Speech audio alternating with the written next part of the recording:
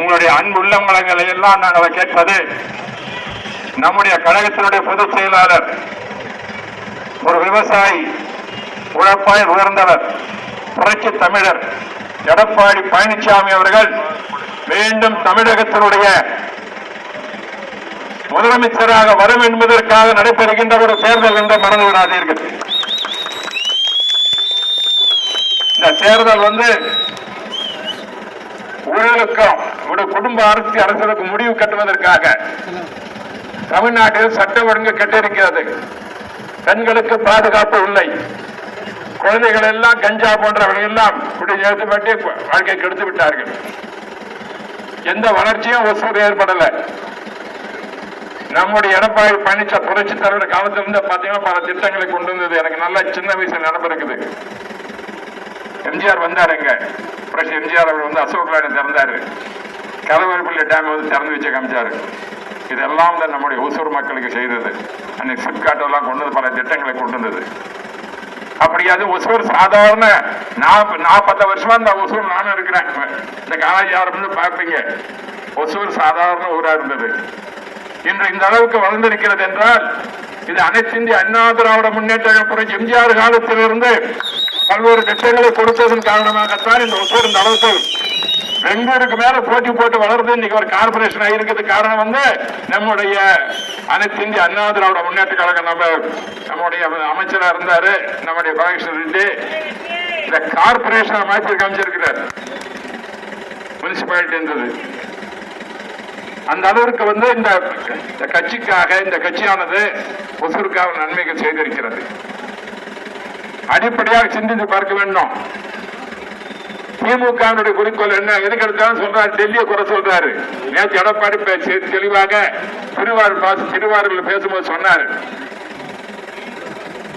விவசாயிகளுக்காக பல்வேறு திட்டங்களை கொடுத்த மோடி அரசாங்கம் பணம் எவ்வளவு கொடுத்தது, சரியா செலவு பண்ணல, திட்டங்கள் செயல்படுத்தல. காவிரி ஆற்றை சுத்தம் செய்வதற்காக சுமார் ஒரு 13,000 கோடி ரூபாய் ஒதுக்கி இருக்கிறாங்க. இதுவரையில ஒண்ணும் செய்யல. இதுவரைதான் மத்திய அரசு குறைச்சாட்டுறாரு. மத்திய அரசு செய்யல, பயிற்சியா செய்யலன்னு. அதுதான் சொன்ன எடப்பாடி பழனி தெளிவாக சொன்னார். கலெக்டர் பொதுச் செயலாளர், நீங்க ஒன்னே ஒண்ணு புரிஞ்சுக்கோங்க. நானும் மத்திய அமைச்சராக இருந்து வந்தான். இன்னைக்கு எம்பியா இருக்கு, திரும்ப எம்பியா இருக்கேன். திரும்ப எடப்பாடி பழனிசாமி திரும்ப எம்பியா 6 வருஷத்துக்கு நான் எம்பி தான் இனிமேல் தொடர்ச்சியா இருக்க போறேன். கொடுத்துருக்காங்க வாய்ப்பு. டெல்லிக்கு தான் போனோம். டெல்லியில் போய் நிறைய செய்ய வேண்டிய வேலை இருக்குது. ஆகவே நான் பர்கூர் தொகுதிக்கு ஆசைப்பட்டது உண்மை. கேட்டேன். சொன்னாரு, உங்களுக்கு சொன்னது நீங்க எம்பியா தான் ஆகணும். டெல்லிக்கு போறீங்க. டெல்லிக்கு நம்ம கட்சிக்காக செய்ய வேண்டியது எவ்வளவு வேலை இருக்குது. நம்ம ஆட்சி வரப்போயிருக்கிறது.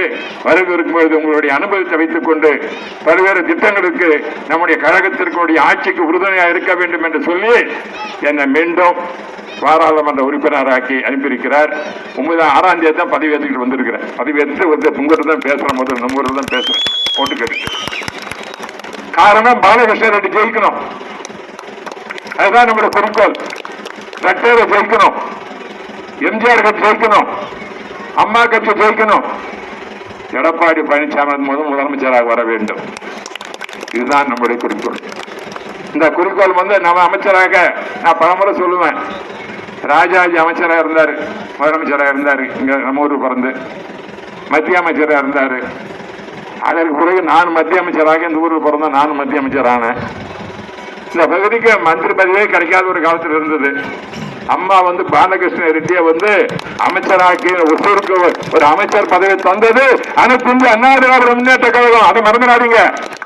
திமுக யாரும் ஒரு மந்திரியே இருக்காங்களா நம்ம மாவட்டத்தில் இருந்தவர்கள் சொல்லுங்க பார்க்கலாம். யாரும் இருக்காங்களா திமுக? நம்ம மாவட்டத்தில் ராஜாஜி நானு, அது பிறகு முனுசாமி ஆனாரு, பிறகு இவரை இருக்கிறாரு. இப்படி நம்ம கிருஷ்ணகிரி மாவட்டத்தில் அண்ணா திமுக வெற்றி பெற்றவர்களுக்குத்தான் மந்திரி பதவியே தரப்பட்டு இருக்கிறது. திமுக காரனுக்கு அந்த கதவே கிடைக்காது. அப்படி ஒரு அமைச்சர் கிடைக்கும் பொழுதுதான் நம்முடைய முன்னேறும். இதற்காக மறந்து விடாது. நம்முடைய ஒசூர் பகுதிக்கே கொடுத்தாரு. ராஜாஜிக்கு பிறகு ஒசூர்ல பிறந்தவர் நம்ம பாலகிருஷ்ண ரெட்டி. ரெட்டையர் போட்டி போட்டதுனால அவருக்கு மந்திரி பதவி கிடைச்சது. ஏதோ ஒரு சதியின் காரணமாக அந்த பதவி அந்த மாதிரி போச்சு. ஆனா பதவி சரியாகி போச்சு. யாரு?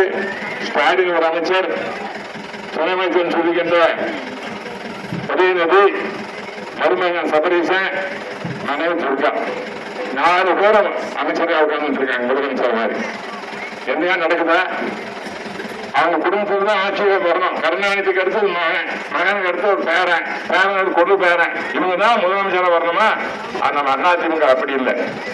எம்ஜிஆர் வந்தார், அடுத்து அம்மா வந்தாங்க, எடப்பாடி பழனிசாமி வந்தாங்க.